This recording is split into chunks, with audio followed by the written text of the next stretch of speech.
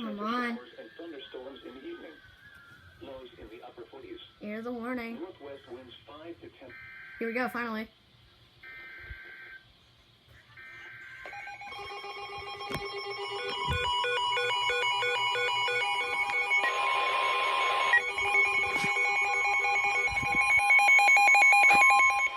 The National Weather Service in Tallahassee has issued a severe thunderstorm warning for southern Cook County in Georgia, southeastern Berrien County in Georgia, Lanier County in Georgia, northern Lowndes County in Georgia, north central Brooks County in Georgia until 3:30 p.m. Eastern Daylight Time.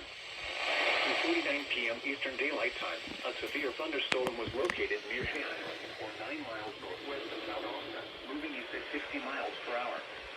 Hazard, 60 miles per hour wind gusts. Source, radar indicator. Impact, expects damage to roof. Where are you going off?